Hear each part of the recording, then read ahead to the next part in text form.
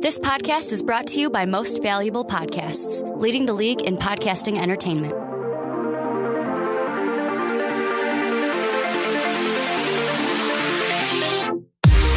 What's going on, real MVPs? Thanks for joining us again for another edition of What's Your Fantasy. We are really excited to be here yet again this week. A little later this week, that one's on me. Going through a couple of things that didn't allow me to be here earlier in the week, but we were on are assignment. here. I was on assignment from MVP. Brandon Swanson. Across the table from me is Ricky Widmer. What's up, guys? As always, we are here to help you win your fantasy football game. Unless, of course, you're playing against us, then we want you to lose terribly. So, Ricky, before we get into it, we'll do a little housekeeping. And first, I'll just do the usual stuff. If you want to support this podcast, if you want to support this channel, MVP, go to patreon.com, become a patron, and help support us there.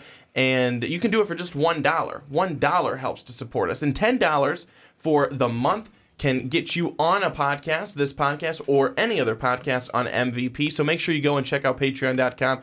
And then to get a t-shirt, an MVP t-shirt, head to mostvaluablepodcast.com, where Dave Oster is so proudly displaying the t-shirt on his body.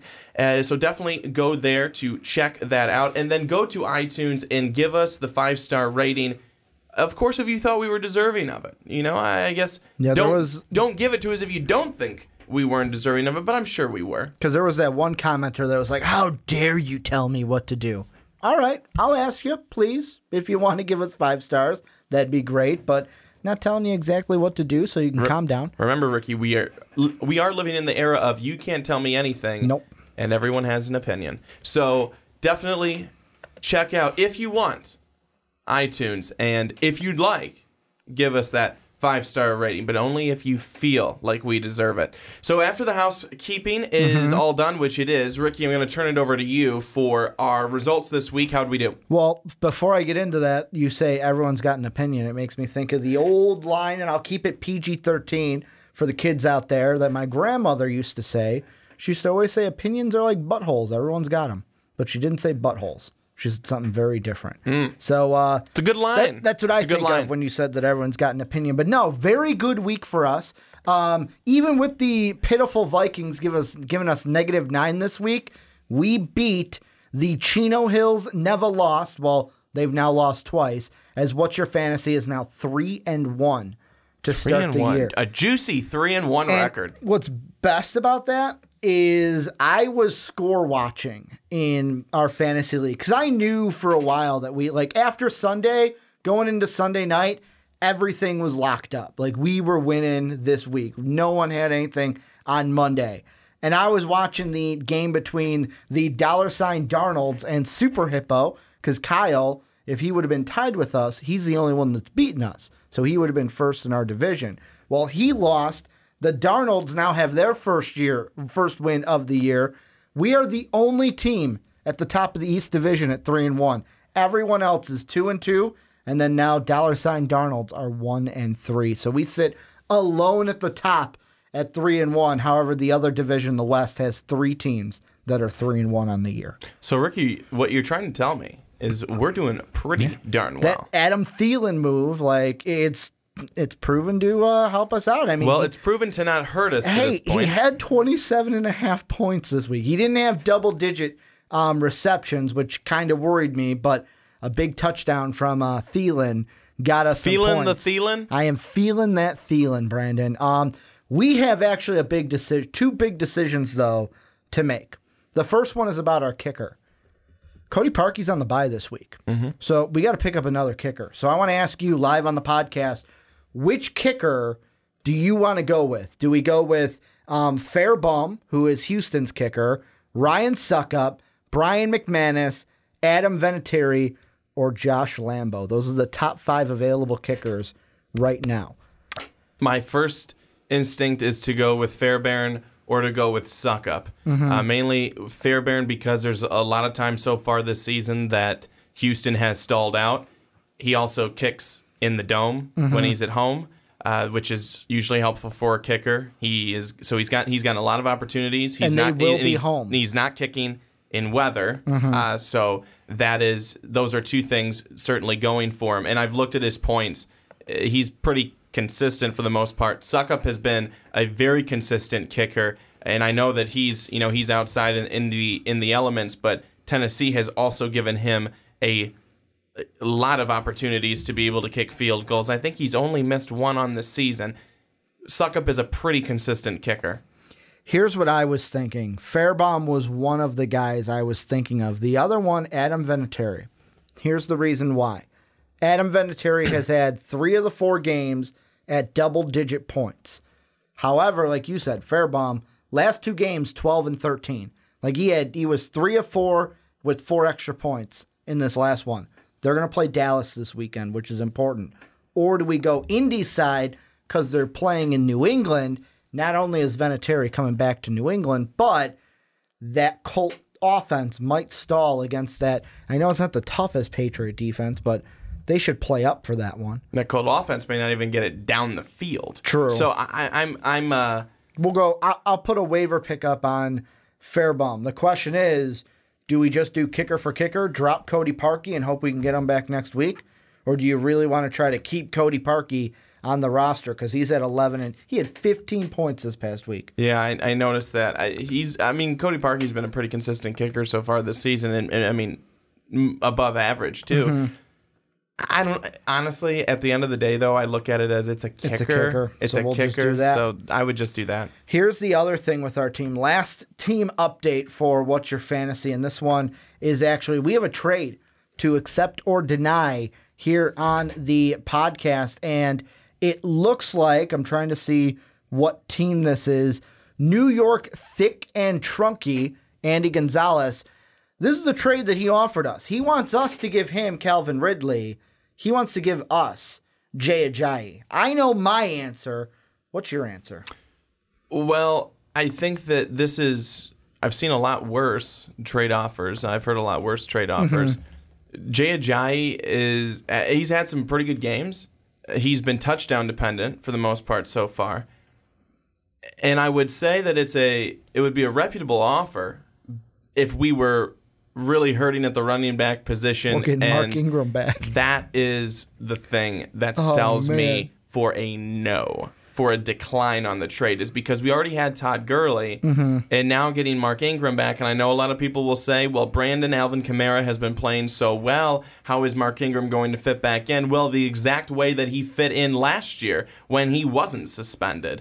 So I think that this team is going to be looking really good for the Saints with both of those guys. I think our team's going to be looking really good having Mark Ingram in the lineup and playing now. So this is going to be a fresh Mark Ingram. I don't think that we have to worry about getting another running back at this point. So I would personally say no, but I don't think that's a bad offer. Well, here's what I will say, and this is my personal opinion. I don't know how you feel about this, Brandon. How about you offer Calvin Ridley for Saquon Barkley, and then we'll talk. Because, like you said, we don't need the running backs. We're also pretty fine at wide receiver. We're getting Julian Edelman back. So it's not like we need Calvin Ridley, but I look at Calvin Ridley past 3 weeks, 16, 40, and 21.5. Saquon Barkley looks like more of a solid contributor that is on par to Calvin Ridley with at least 20 points per game. So that's a running back that I'd be like, all right, maybe we can talk. Maybe we have something here. But also the one thing I'll say about Andy Gonzalez, good job to snipe Jared Goff from us, because I bought into the Fitzmagic one week and dropped Jared Goff because he wasn't doing anything, and then Jared Goff went off. But good thing we got Andy Dalton, so I don't have to think about that. Sean also influenced me, too, because I asked him, and he said, yeah, drop Goff. Did I say drop Goff? No, you didn't. Did you ask me what I wanted to do? You asked somebody Brandon, else. it was an impulse buy. You are an idiot. It was an impulse buy. And you are an idiot. I would have never said to do that. I would have never said to buy into that. The point is, we have Andy Dalton now. Oh, whoop-de-doo. That's Andy Dalton. That is not Jared Goff. You're a moron. I just want everyone to know this. Please, comment down below. Was Ricky a moron for getting rid of... Well, but I want them to do it. I want you, the viewers and the fans, to also comment down below. Let me know if you're on my side. And apparently Ricky, since he also thinks he's a moron, and let us know if you think Ricky is a complete moron for dropping Jared Goff of the LA Rams, the 4-0 LA Rams, the hot as can be LA Rams, for Fitzpatrick. And the magic is gone. He is now benched. And Ricky says, our consolation prize is Andy Dalton. Well, and here, this is the only thing I'm going to say, my only line of defense. When I dropped him, he had 17 points and 18.4. I did not expect him to go for 25, and then who expected him to go for 39.3 points against the Vikings? If you did, I'm going to call you a liar. No one thought he would go for 5 touchdowns, but he did. And now I look like a fool because now the thick and trunky now have Jared Goff. But we'll be fine. We got running backs and wide receivers 4 days, Brandon. 4 days. For days? For days and nights. Maybe even weekends, too. Well, I hope weekends because football certainly games Sunday, are played on Sundays. Most of the time. So is there anyone else on our team that you saw that really stood out to you? Or anyone that you're like, I don't know about this one? This week, Austin Eckler is one that I don't know if we'll just have a spot for him. And then the one that I am going to save for our actual discussion, because we are going to talk about it, we're going to have to formulate a plan for when Kyle Rudolph's bye week comes up, which isn't until week 10, but Dallas Goedert, after this past week, I mean, I thought he was going to be the golden goose after Wentz came in, but maybe that week 3 performance was just a one-hit wonder from Dallas Goedert, but we'll see. Yeah, I think it probably was. I mean, at the end of the day, they've got Zach Ertz. Mm-hmm. And I mean, if there's going to be a tight end on that team that's going to take the majority of the snaps and the majority of the looks, it's going to be Zach Ertz. I was just thinking, maybe Wentz just loves the tight end and we'll throw to both of them. 2, I'm like, we got Ben Watson. Like, if Dallas Goedert ends up being something better, Ben Watson's not a guy where I'm like, man, we really need to keep Ben Watson on this team. But we'll get into the tight ends a little bit later. Yeah, we certainly will be. And actually, Ricky, we can actually dive right into the tight ends now. It's an epidemic, I'm going to say, because even in my personal league, I've got Rob Gronkowski. I don't know what to do. I don't know who to find for my actual team because Rob Gronkowski even doesn't want to be Rob Gronkowski as of late and only gets me 6 points. What kind of tomfoolery? Ankle injury. I get that, but it's like, what kind of tomfoolery is this, Gronk? You're supposed to be Gronk. You're supposed to be winning me games or helping me win games. I expect 10 points, and that is the bare minimum with Rob Gronkowski. So that brings us to our next topic, kind of one of our biggest topics of the show is tight ends right now. They are hurting, and I mean that in the literal sense. I mean, we just saw Tyler Eifert go down this weekend with a terrible injury, hoping a speedy recovery for him. It did not look good. He'll be out for the rest of the season. O.J. Howard's going to be out 2 to 4 weeks with a knee injury. We already had Hunter Henry out with an ACL. We already had Delaney Walker, who went out this season, out for the year. Greg Olsen, Evan Ingram, Jack Doyle, Will Dissly now, Jake Butt, Hayden Hurst, all those tight ends. So if you do not have one of the top tight ends, elite tight ends at the top, so we're talking of Rob Gronkowski. He hasn't played like an elite tight end, but he still is. A Travis Kelce, a Zach Ertz, someone like that at the top. The middle, well, most of those guys I just mentioned to you were either close to the top or in the middle echelon. There aren't guys necessarily right now. You're grasping at straws for the most part to try and find guys. In so in a couple of my leagues, I've got Travis Kelce as my tight end in one. I've got Austin Hooper as my tight end in another. And Austin, Travis Kelce's hit or miss too this year. No, not really. I would disagree with that wholeheartedly. And Austin Hooper in another, he has been horrible. And then people would probably say, why would you pick up Austin Hooper in the first place? And I get it. I understand the comment. And then in my final one, I've got Kyle Rudolph. So Rudolph, I'm good. Kelce, I'm good. Hooper, I'm not doing well.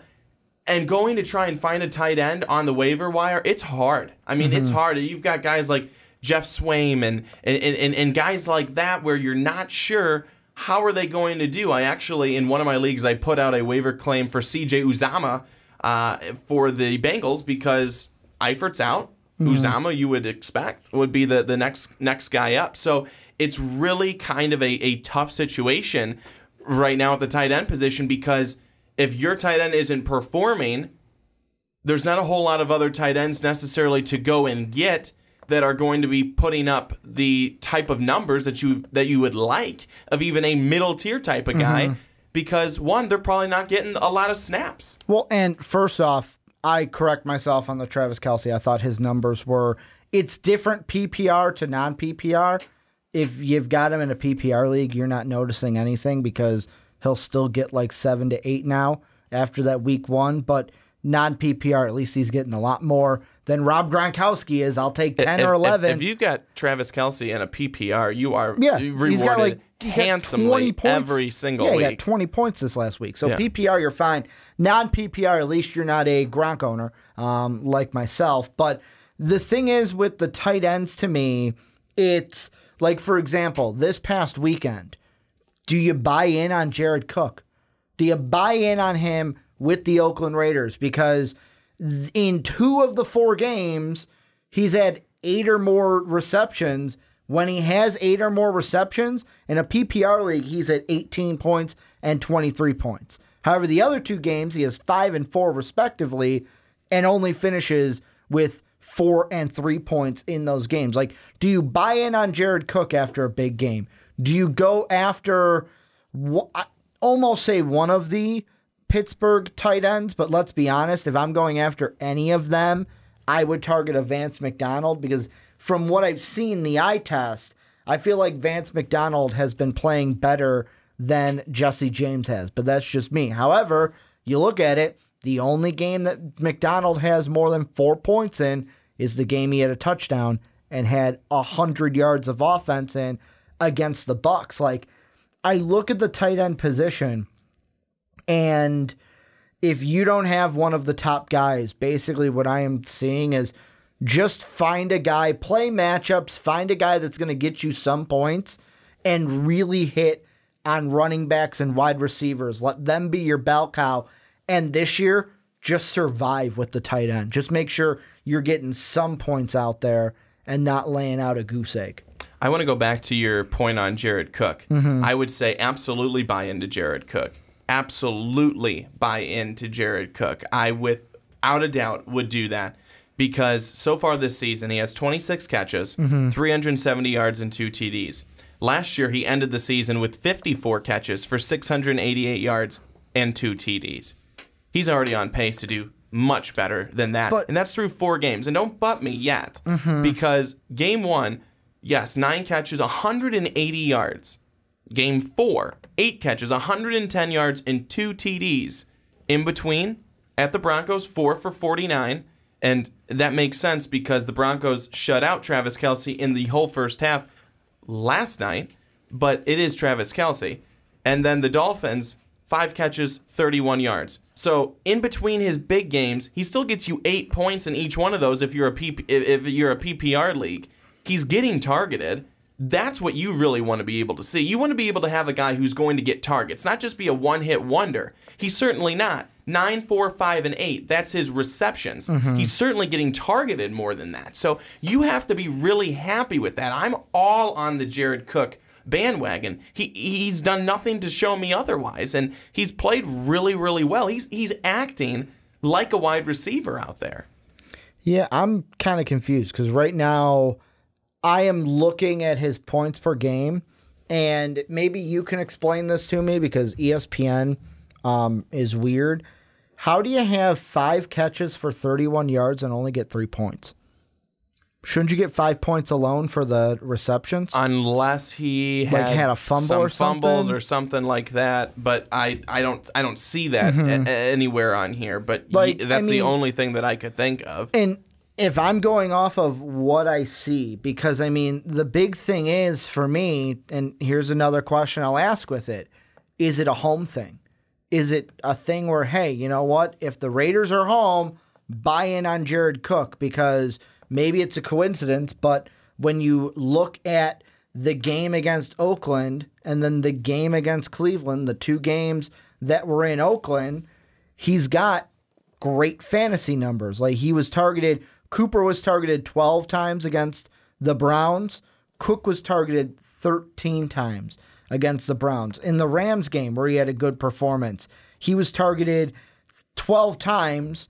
Jalen Richard was targeted 11. Amari Cooper was only targeted 3 times in that game. But Raiders go on the road. Cook is then, he caught all of them, but he was only targeted 4 times. And then against the Dolphins, he was targeted 6 times. So does that, am I being basically kind of conspiracy theory there? Or is that something to play into it? Where it's like, hey, for some reason, on the road, they just don't go to Jared Cook like they do when he's at home, which this week, if you're going on that kind of a pattern, you're probably like, I'm not going to play them because they're going to be in LA to play the Chargers and not at the Oakland Coliseum. Well, what you're saying with the at home, looking at last year in 2017, he did struggle at home, but he really didn't have any. You didn't look at it and go, wow, he was just so much better on the road. He had, there was a road game at Miami. He had eight catches, 126 yards. Then the next 2 games later, it was a home game against Kansas City, 6 catches for 107 yards. He was only targeted 86 times on the season. He's been targeted 35 times so far this year. He was targeted 12 times in the first game against the Rams. He was targeted 4 times against Denver, caught all 4 of those. 6 times against Miami, caught 5 of those, and then 13 targets against Cleveland. So he's getting the targets. He is getting the targets. I think that a lot of it depends on Derek Carr. Derek Carr was really not good last year. And I think Jared Cook is, as is Amari Cooper, because as an Amari Cooper owner, and I am upset with myself because of this past week, I sat him on the bench because he struggled the week before, and he gets 26 points this week, and the guy I put in for him got 4. So that's going to be an up and down thing. If Derek Carr is good, Jared Cook and Amari Cooper will reap that reward, as will someone like a Jordy Nelson. Maybe not to the same extent as Cook and Cooper, but it all comes down to Derek Carr. How does he play? Can you trust Jared Cook? I think right now, yes, you can. The Raiders are showing that they are willing to throw the football a lot. Well, they love that ground and pound, and Marshawn Lynch is the perfect guy for it. Do not be afraid of a guy like Jared Cook. I think that you can definitely buy in. I think his numbers are already looking better this year than they did last year. They certainly are. I think that they're looking to really work him into the offense a whole lot more. They're looking to have him be an integral part of this offense and not just we'll go to you every once in a while. They're looking to have him be very, very, very much involved in this offense right now for Oakland. So I say definitely in on Jared Cook. Here's the only thing that is, to me, at least for this week, that is a red flag for Jared Cook. He plays the Chargers. And the Chargers right now, they are 15th in toughness for opponent rank, where I'll just put it this way, where yes, San Fran last week, their tight ends had a good day against the Chargers, 18 total points for all the tight ends. This is the same Charger team safety-wise. It was more than 18 points. No, I'm looking at 24 points for Kittle alone. What I'm doing is I'm telling you what I see. I'm clicking on it, and that's what I see right now. I see 18, so there must be something wrong with ESPN. But the point I'm getting at is this is the same Charger defense that locked down Travis Kelce, and why we were freaking out about Travis Kelce after the first week. I mean, after week 1, why not overreact like that? But he's proven and I gave you to be the better. reasons why not to overreact, because he historically for the last year and a half now hasn't been good against the Chargers. For Jared Cook, I would, if you're picking him up, pick him up for future.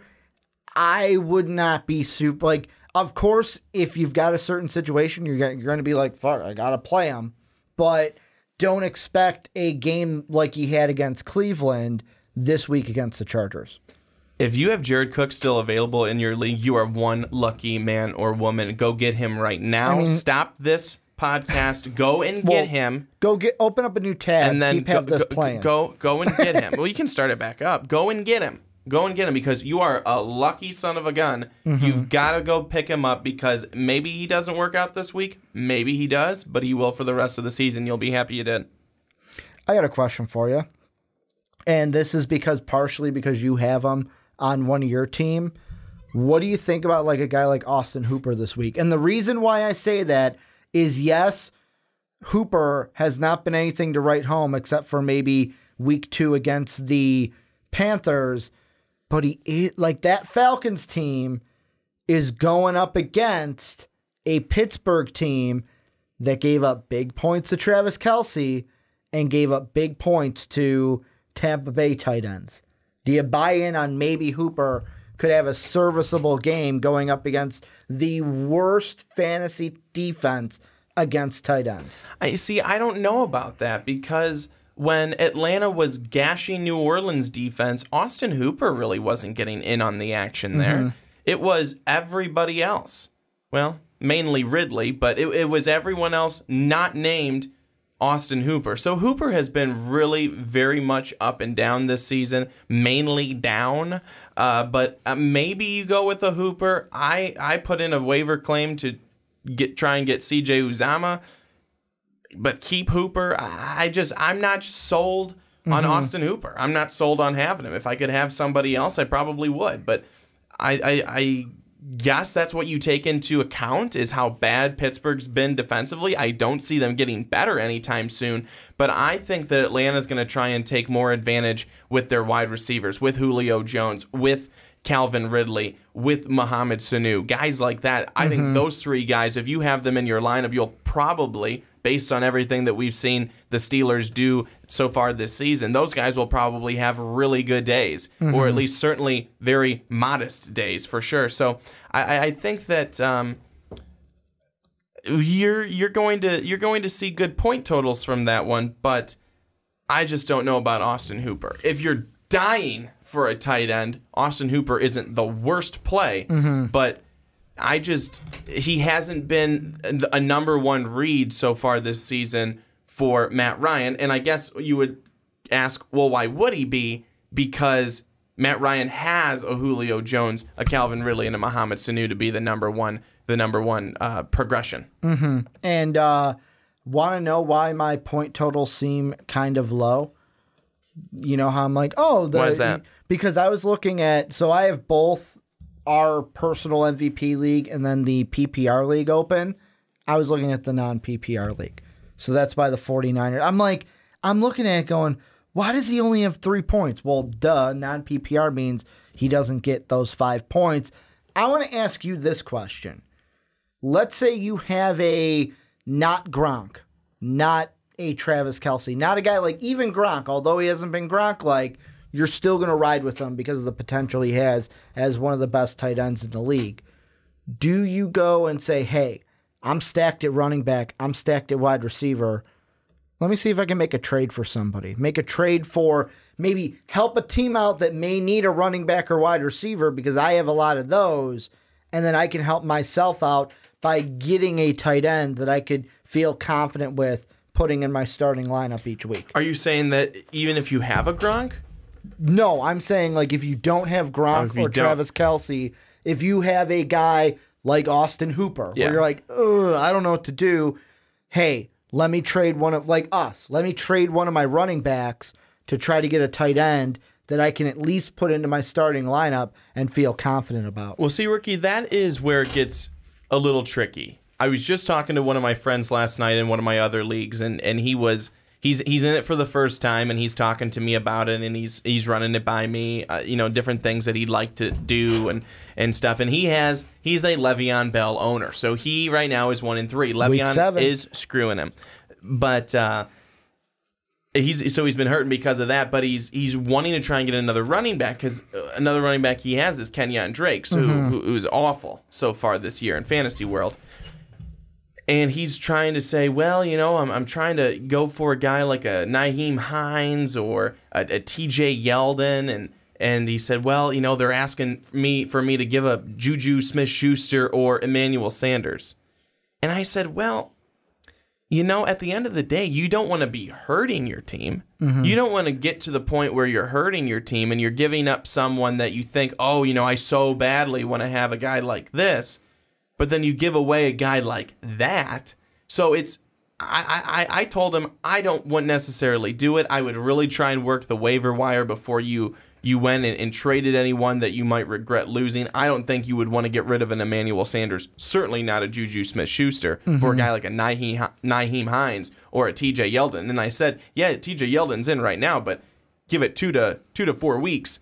Leonard Fournette will hopefully be over that hamstring injury, and TJ Yeldon will be in the background. Mm-hmm. So you don't necessarily want to do something like that. You wouldn't want to do something like that in the case of if you have a guy like an Austin Hooper and you're trying to go and get another guy, an elite guy like a Kelsey, an Ertz, something like that, but you're giving up a running. Well, who are you giving up? What's that running back going to be? You're going to be having to give up. What's that running back, that wide receiver, that quarterback? It's going to be someone who's also at that same type of level. They're going to have to be somewhere in the top 1, possibly top 2 tiers. So you really have to look at it. Don't hurt your team and think you're bettering it.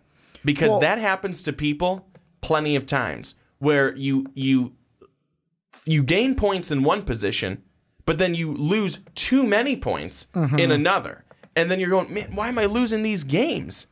I'm getting these points from Kelsey or whoever my new addition is.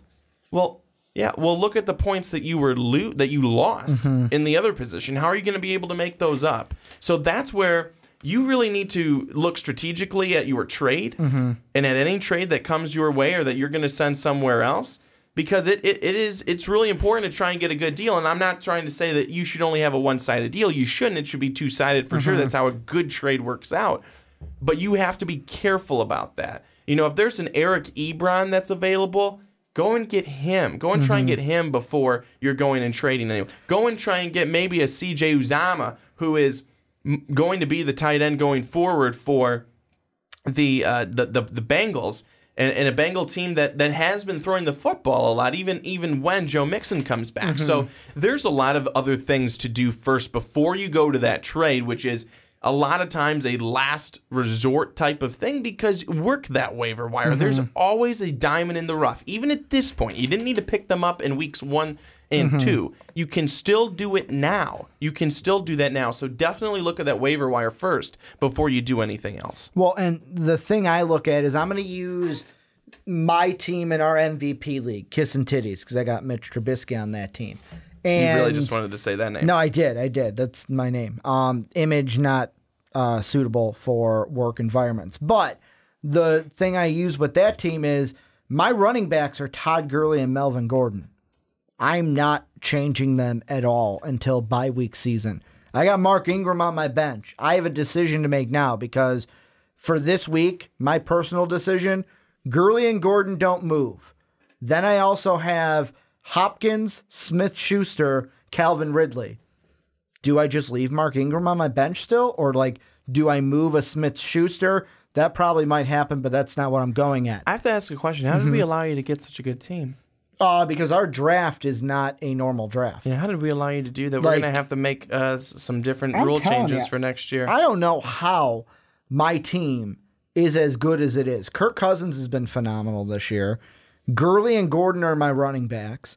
Hopkins, Smith-Schuster, Ridley are my main wide receivers.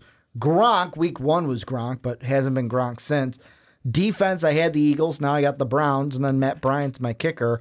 But the thing I'm going with is, for example, Gronk hasn't been Gronk for me. And my running backs, like I said, Gurley, Gordon, I've got Mark Ingram and Dion Lewis, First week was good. First week was good, but I'm looking at it going, okay, what can I offer that up to get at least a tight end or something else that I could use? Here's a trade. You want Rudolph? I know you love your Vikings. I do love Rudolph, but what would be the trade that you would offer? Because here's a trade I offered to Dave. I offered this to Dave before this past week. He said no to me in person because he wanted to see one of his guys that would have been in the trade to see how he does. I would have given Dave Gronk because he's got Greg Olsen and George Kittle. I would have given him Gronk and Deion Lewis because his running backs are riddled with injuries as well. I mean, Leonard Fournette injured, LaShawn McCoy injured, Jay Ajayi injured for Dave usually. So I would have given him a decent running back option for what he has. And I asked for Jarvis Landry and Michael Crabtree in return. Just 2 wide receivers to help booster my core.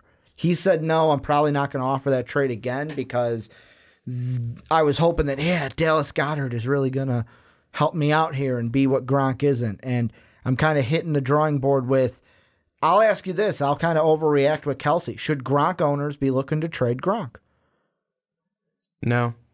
No, because do you think the ship will be righted? Yes, absolutely. Because one, you get Julian Edelman back this week if you're the Patriots. Mm-hmm. Josh Gordon is going to start getting involved in this offense. Rob Gronkowski always battles injuries. He'll be fine. He'll bounce back. He most likely will be playing on Thursday. And the Patriots play their worst football at the beginning of the season within the first 4 weeks. So now it's time for the Patriots to play their best football. Mm-hmm. And that's almost always what happens. Look what they did this past week to a 3-0 Dolphins team that everyone was like, whoa, the Dolphins 3-0. Yeah, we should not be fooled by the Dolphins being 3-0. No one should be. It's the Dolphins. They will always show their true colors, just like the Patriots will as well.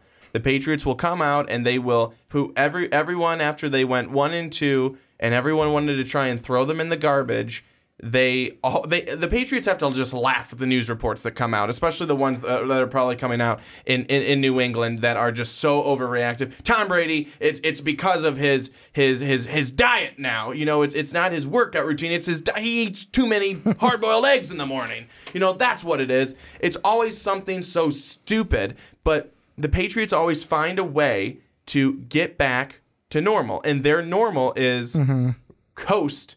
And when I say coast, I mean win, till they get to the playoffs, and then usually make it to the AFC Championship game, and then most likely the Super Bowl. So that's how the Patriots are probably going to go. So no, I would not be overreactive. I would keep Gronkowski unless he has a season-ending injury, which you hope he does not. But he certainly doesn't with this injury, but get one. He has before. Gronkowski is going to be just fine. He's going to be just fine, and especially when you add in Edelman, people have to cover him. They're going to have to cover Gordon. Chris Hogan hopefully will get back into the mix. They have to cover James White. Gronkowski is going to, hopefully for him, will lose the double team or not have it as much. He will be open. Gronkowski will be just fine. You know, it's one trade, and usually I don't do this on the podcast, but I'll throw it out. I don't even know how serious I would be about this, but you joked around, like, for our personal league, do you want Kyle Rudolph? Which Kyle Rudolph wouldn't be terrible, because in a non-PPR league, he's dependent on the touchdown a little bit, but he still gets 5 to 7 is better than what I've been getting from Gronk. The thought crossed my mind, because I am so stacked at running back. The thought crossed my mind to seriously offer you Gronk and Mark Ingram for Kyle Rudolph and Le'Veon Bell. Well, I'm 3-1 without Bell to this point. Mm-hmm. Well, and I would love, could you imagine that stable when he comes back? What I assume he'll be coming back as, because he's Le'Veon Bell, and then I'll have Todd Gurley, Melvin Gordon, and Le'Veon Bell. I'd never have to change 3 spots in my lineup. But that's how I'm looking at it. I don't even know if that's a serious deal. I want to know what they think. That's why I threw it out there, because my first thought was like, all right. Like, Kyle Rudolph would be decent. I don't really need I'm 3-1 without Mark Ingram. Who's to say I can't wait a little bit longer? But knowing my luck, I'd trade Mark Ingram and then Todd Gurley or Melvin Gordon would get injured. That would just be my luck. One of them would get injured, and then I got to play Deion Lewis because he's my other running back. Well, An interesting trade. We'll talk. I think there may be some changes to how that might go. But Ricky, we've talked a lot about tight ends here and their injuries and what's been going on there.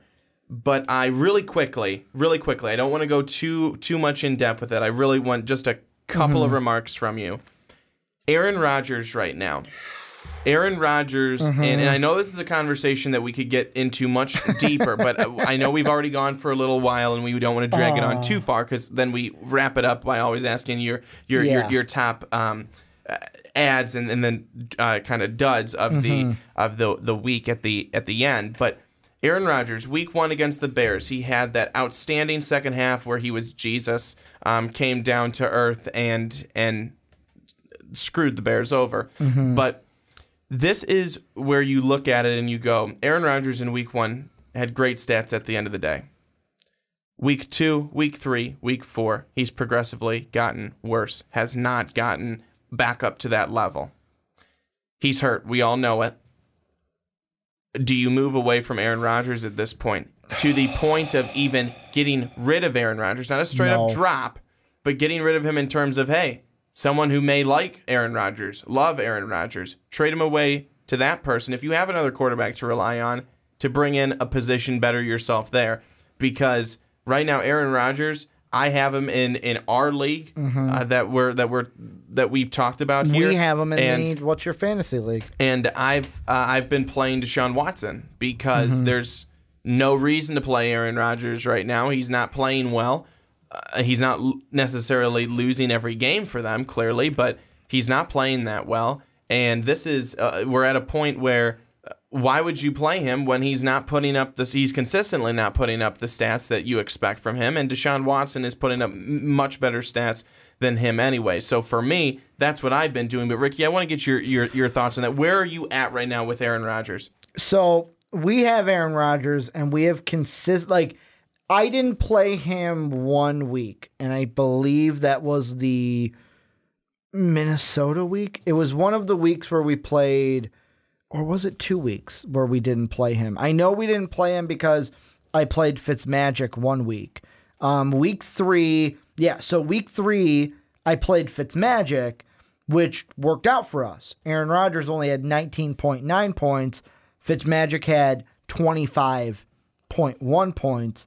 And then week 2, I think I played Jared Goff that week. Yeah, I played Jared Goff that week for us in week 2, which helped us out. 18.4 for Goff compared to 16 for Aaron Rodgers.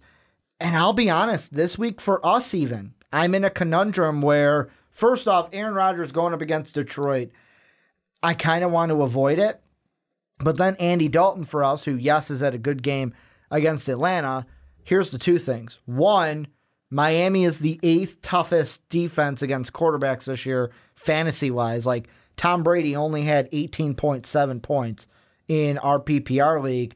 Also, Andy Dalton's been kind of on a roll. And what I mean by that is not a good, consistent roll. I mean, 16.5 points. Ooh, here's a 26.6 game. Then back to 14.1. Ooh, but here's 24.8. We're on the down week. If that trend continues, we're not on a 25-point week. We're on like about 15 points that we're going for. So, like, for me, it's I don't start Aaron Rodgers this week because I'm not for us. The question is, if Andy Dalton's available in your league, do you buy in on him, which you can, but I'm a conspiracy guy where I'm also a trend guy where I thought the Jacksonville for a while was going to go 8-8 last year because they won 1, lost 1, win 1, lost 1, win 1, lost 1.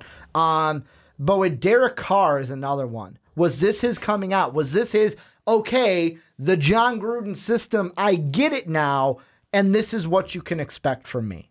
Or was it just, hey, it's the Browns, they have a really good defense, but I just balled out in this game, and we're going to see Derek Carr go back to like 13, 15 points against the Chargers. Like, that's what I'm looking at. Otherwise, it's like you're looking at guys that Case Keenum hasn't been blowing it out of the water.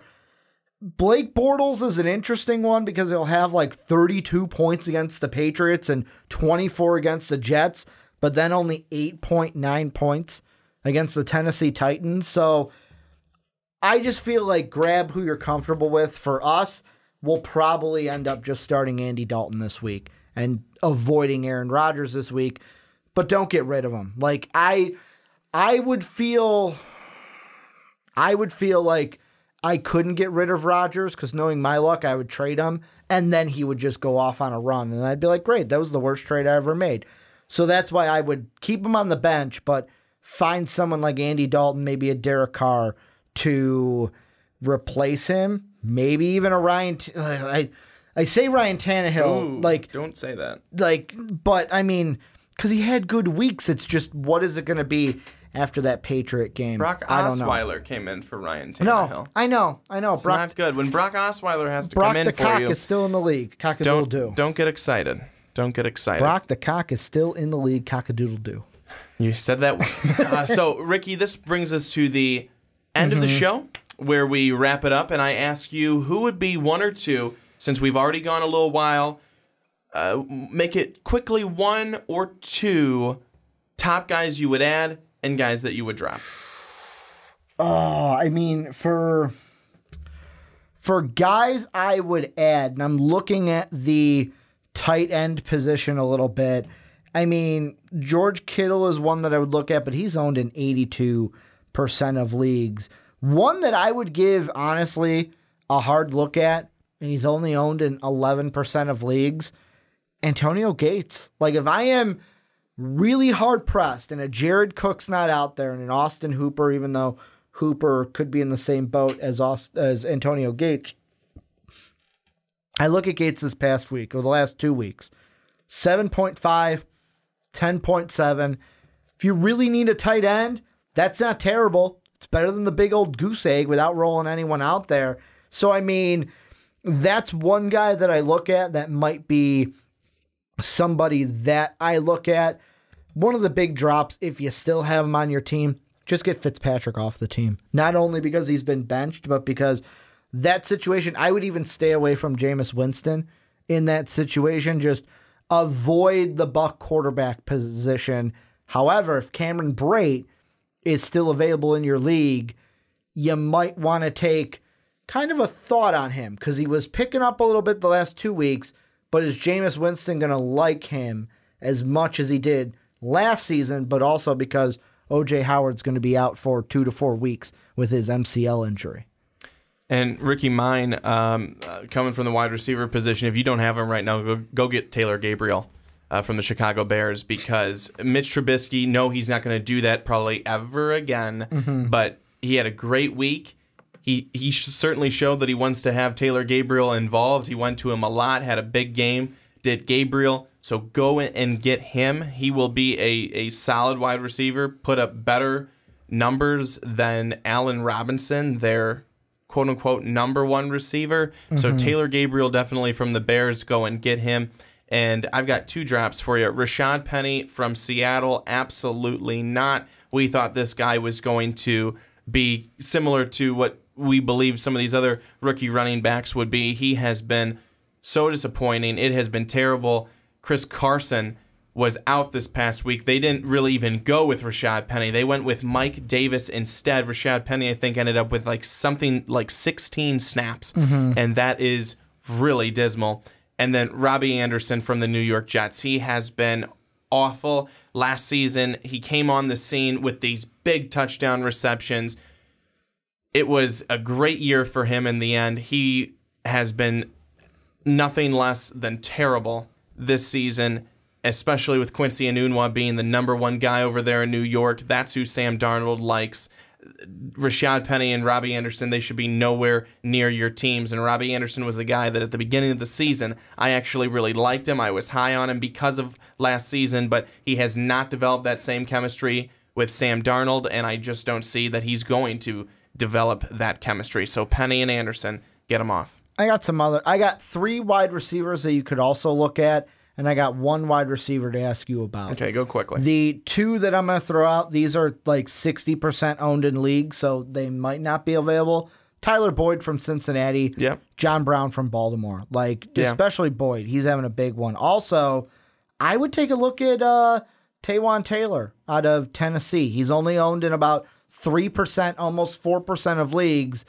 Hey, man, he had a 12-point game this past week, had a 14.7 game.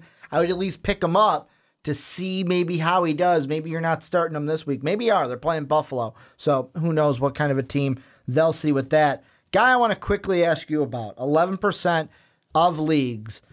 Do you take a chance at Philip Dorsett, or do you say, you know what, too hot or cold for me? Too streaky, big week 1, good week 4, but the other 2 weeks have been just a hot, steaming pile of garbage. I would stay away from Dorsett because his numbers, his stock is going down. It's been going down, but it's definitely going to go down this week. Edelman comes back, and when you have Edelman in there, it's Edelman, now Gordon, Chris Hogan, Gronkowski, and then Dorsett. I just think that's too many guys in front of you that you're trying to battle with. I would stay away from him unless you are absolutely desperate. Then, yeah, I guess you try for him and there's nothing else out there. But I would say just stay away from him if you can.